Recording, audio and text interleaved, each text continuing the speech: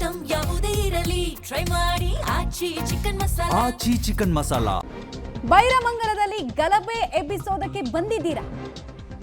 ಕುಮಾರಸ್ವಾಮಿ ಹಣ ಕೊಟ್ಟು ರೈತರನ್ನ ಕರೆಸಿದ್ದಾರೆ ಅಂತ ಯೋಜನೆಯ ಪರ ಇರೋರು ಹೇಳ್ತಾರೆ. ಬಿಡದಿ ಟೌನ್ಶಿಪ್ ಯೋಜನೆಯ ಪರ ಇರುವಂತಹ ರೈತರು ಪ್ರಶ್ನೆಗಳ ಸುರಿಮಳೆಯನ್ನ ಕೇಳ್ತಾ ಇದ್ದಾರೆ. ಕುಮಾರಸ್ವಾಮಿ ಜೊತೆಗೆ ಚರ್ಚೆ ಮಾಡೋದಕ್ಕೆ ನಮ್ಗೆ ಅವಕಾಶ ಮಾಡಿಕೊಡಿ ಅಂತ ಕೇಳಿದ್ದಾರೆ. ಇದು ವ್ಯಾಲಿಡ್ ಕೂಡ ಅನ್ಸುತ್ತೆ. ಯಾಕಂದ್ರೆ ನೋಡಿ, ಸಂವಾದ ಅಂದ್ರೆ ಏನರ್ಥ, ಚರ್ಚೆ ಅಂದ್ರೆ ಏನರ್ಥ? ಪರ ವಿರೋಧ ಇಬ್ಬರನ್ನು ಕೂರಿಸ್ಕೊಂತಾನೆ ಸಂವಾದ ಮಾಡಬೇಕು.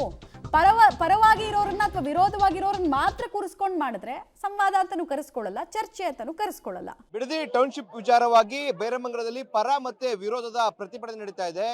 ಏನು ಈ ಒಂದು ಯೋಜನೆಯ ವಿರೋಧದ ಸ್ಥಳಕ್ಕೆ ಎಚ್ ಡಿ ಕುಮಾರಸ್ವಾಮಿ ಅವರು ಬಂದಿರುವಂತದ್ದು. ಇಲ್ಲಿಂದ 500 ಮೀಟರ್ ದೂರದಲ್ಲಿ ಈ ಒಂದು ಯೋಜನೆಯ ವಿರೋಧದ ಪ್ರತಿಭಟನೆ ನಡೀತಾ ಇದೆ.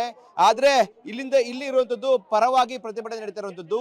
ಇಲ್ಲಿನ ರೈತರು ಆಗ್ರಹವನ್ನ ಮಾಡ್ತಾ ಇದ್ರು, ಕುಮಾರಸ್ವಾಮಿ ಅವರು ಇಲ್ಲಿ ಬಂದು ಹೋಗಿ ನಮ್ಮ ಪ್ರಶ್ನೆಗಳಿಗೆ ಆನ್ಸರ್ ಮಾಡಬೇಕು ಅಂತ ಹೇಳಿ. ಆದ್ರೆ ಕುಮಾರಸ್ವಾಮಿ ನೇರವಾಗಿ ಅವರು ಅಲ್ಲಿ ಹೋಗಿರುವಂತದ್ದು. ಇದೀಗ ಈ ಬಗ್ಗೆ ಮಾತನಾಡಕ್ಕೆ ಒಂದಷ್ಟು ರೈತರು ಅವ್ರನ್ನ ಮಾತಾಡ್ತಾ ಹೋಗ್ತೀನಿ. ಮೇಡಮ್, ನಿಮ್ಮ ಆಗ್ರಹ ಇದ್ದಂಥದ್ದು ಇಲ್ಲಿ ಬಂದು ನಮ್ಮ ಪ್ರಶ್ನೆಗಳಿಗೆ ಆನ್ಸರ್ ಮಾಡ್ಲಿ ಅಂತ ಹೇಳಿ. ಅವ್ರ ಪಾಡ್ಗೆ ಅವರು ಹೋಗಿ ಅಲ್ಲಿ ಕೂತಿದ್ದಾರೆ. ಏನ್ ಹೇಳ್ತೀರಾ? ಅದು ಅವ್ರು ಪಲಾಯನ ಮಾಡಿದ ದೃಶ್ಯ ಸಾವಿ. ರೆಡ್ ಝೋನ್ ಯಾಕೆ ಮಾಡಿದ್ರಿ ಅಂತ ಕೇಳಕ್ಕೆ, ನಿಮ್ಮಿಂದ ಅನಾಹುತ ಏನಾಗಿದೆ ಅಂತ ಕೇಳಕ್ಕೆ ನಾವ್ ಇಲ್ಲಿ ಕೂತಿದ್ದು.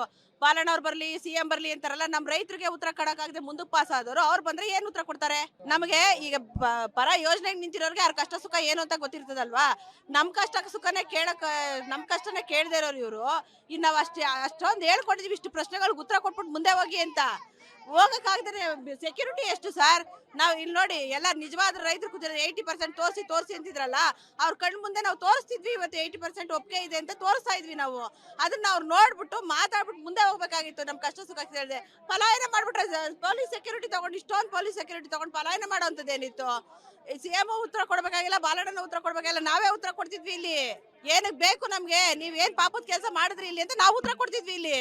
ಸರ್, ನೀವೊಂದ್ ಕಡೆ ಘೋಷಣೆಗಳನ್ನ ಕೂಗ್ತಾ ಇದ್ರಿ, ಅವ್ರ ಪಡೆಗೆ ಅವರು ಕೈ ಸನ್ನೆ ಮಾಡ್ಕೊಂಡು ಘೋಷಣೆ ಕೂಗಿ ಅಂತ ಹೇಳಿ ಹೊರಟ್ರು. ಏನ್ ಹೇಳ್ತೀರ ಅದ್ರ ಬಗ್ಗೆ? ಇದು ಕಳ್ಳರ ರೀತಿ ಓಡೋಗಿದ್ದವರು. ನಿಮ್ಮನ್ನ ಗೆಲ್ಸಿ ನಿಮ್ಮನ್ನ ಮುಖ್ಯಮಂತ್ರಿ ಮಾಡಿದಂತ ಜನ ಇಲ್ಲಿರ್ತಕ್ಕಂಥವ್ರು, ನೀವು ಅವ್ರಿಗೆ ಉತ್ತರ ಕೊಡ್ಲಕ್ಕಾಗ್ದಿರಾ ನೀವು ಡಿ ಕೆ ಶಿವಕುಮಾರ್ ಬರ್ರಿ ಅಂತ ಹೇಳಿದ್ವಿ. ನಿಮ್ಮನ್ನ ಮುಖ್ಯಮಂತ್ರಿ ಮಾಡಿದಂತ ಜನಕ್ಕೆ ನೀವೇನ್ ಮರ್ಯಾದೆ ಕೊಟ್ರಿ? ಇವತ್ತು ಕಳ್ಳರ ರೀತಿ ಸಾವಿರಾರು ಜನ ಪೊಲೀಸ್ನವ್ರು ಹಾಸ್ಕೊಂಡು ನೀವು ಪಾಲನಾಯನ ಆಗ್ತೀರಿ.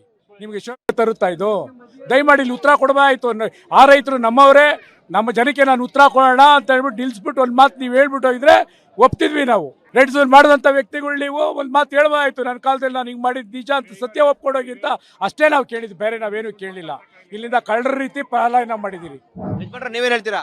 25 ವರ್ಷದಿಂದ ನಾವು ಅವರಲ್ಲಿ ರಾಜಕೀಯ ಮಾಡ್ಕೊಂಡ್ ಬಂದವರು. ಆದ್ರೆ ನಮ್ಮ ಮುಂದೆ ಬಂದು ನಿಂತು ಮಾತಾಡಿ ಹೋಗ್ಬೇಕಾಗಿತ್ತು ಅವರು. ನಮ್ಮಂತವ್ರ ಹತ್ರ ಅವರು ಯಾರು ಕೆಟ್ಟವ್ರು ಇಲ್ಲ. ಅವ್ರಿಗೆ ಇಲ್ಲಿ ಕೆಟ್ಟವ್ರು ಯಾರು ಇಲ್ಲ. ಅವ್ರ ತಂದೆ ಬೆಳೆದವ್ರೆ, ಅವ್ರು ಬೆಳೆದವ್ರೆ.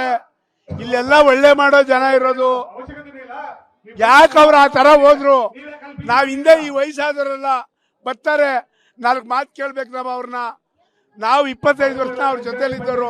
25 ವರ್ಷದಿಂದ ನಿಮ್ ಬಾಲಗಳು ಹಿಡ್ಕೊಂಡು ನಾವು ಚೌಳಗಳಂಗೆ ತಿರ್ಕೊಂಡು ಎಲ್ಲಾ ಕಡೆನೂ MLA ನಮ್ಮ ಮಂಜಣ್ಣವ್ರು ಬಂದ್ರು, ಗುಳ್ಳೇನರಿ ಬಂದಂಗೆ ನಾನು ಬಡವ, ನಮ್ಮ ತಂದೆ ಎಲ್ಲಿಂದನೋ ಬಂದ್ರು, ನನ್ನ MLA ಮಾಡ್ರಿ ಅಂದ್ರು, ಅವ್ರನ್ನೂ ಮಾಡ್ದು. ನಾವು 25 ವರ್ಷದಿಂದ ದಳದಲ್ಲಿದ್ದವ್ರೆ. ಮೊನ್ನೆಯಿಂದ ಇಲ್ಲಿ ಕುಂತಿದ್ದೀನಿ ನಾನು ಅಷ್ಟೇ. ಯಾಕೆ? ನಮ್ಗೆ ಪರಿಸ್ಥಿತಿ ಚೆನ್ನಾಗಿಲ್ದೇ ಇರೋದಕ್ಕೆ ನಮ್ಗೆ ಅಕ್ವೈರ್ ಕೊಡಿ ಅಂತ ಕೇಳಕ್ಕೆ. ಅವಯ್ಯ ಮಾತಾಡ್ಬೋದಾಯ್ತು ನಮ್ಮಲ್ಲಿ. ನಾನು ಈ ಕೋಡಳ್ಳಿ ಯಾಲಕ್ಕಿ ಗೌಡ ಅಂತ ನನ್ನ ಹೆಸರು. ಯಾರು ನಾನೇ ಕೇಳಲಿ ಅವಯ್ಯ, ಬಿಡದಿ ಹೋಬಳಿಲಿ ಯಾಲಕ್ಕಯ್ಯ ಯಾರು ಅಂತ ಹೇಳ್ತಾರೆ. ಈ ಅನ್ಯಾಯ ಮಾಡಬಾರ್ದು. ನಾವು ಈ ವಯಸ್ಸಿನಲ್ಲಿ ಕುಂತಿರ್ಬೇಕಾದ್ರೆ ಇವಾಗ್ಲೂ ಬಂದು ಮಾತಾಡ್ಬೋದು 4 ಜನ. ಅವರು ಈಗ ಅವರು ಬಂದು ನೋಡಿ, ಎಲ್ಲ ನನ್ನ ಅಂತಂದಿರ, ಎಲ್ಲ ನನ್ನ ಅಕ್ಕಂಗಿ. ಪರವಾಗೂ ಇದೆ ಅಂತ ಹೇಳ್ತಾರಲ್ಲ, ವಿರೋಧವಾಗಿ ಸರ್? ಈಗ ಇಲ್ಲಿರೋ ರೈತರಿಗೆ ಉತ್ತರ ಕೊಡಕ್ಕಾಗದೆ ಪಲಾಯನ ಆಗವ್ರೆ. ಅವ್ರಿಗೆ ನೈತಿಕತೆ ಅದ? ಆ ನೈತಿಕತೆ 20 ಜನ ರೈತರವ್ರಿಂದ ಎಷ್ಟು ಜನ ರೈತರು ಬಂದು ಇಲ್ಲಿ ನೀವು ಉತ್ತರ ಕೊಟ್ರಿ? ಫಸ್ಟ್ ನೀವು ರೈತರನ್ನ ಯಾವತ್ತು ಬಂದಿದ್ದೀರಿ ಇಲ್ಲಿಗೆ? ಈ ಟೌನ್ಶಿಪ್ ಮಾಡಕ್ಕೆ ಯಾವತ್ತು ಅಧಿಕಾರ ನಮ್ಮನ್ನು ಪರ್ಮಿಷನ್ ತಗೊಂಡಿದ್ದೀರಿ?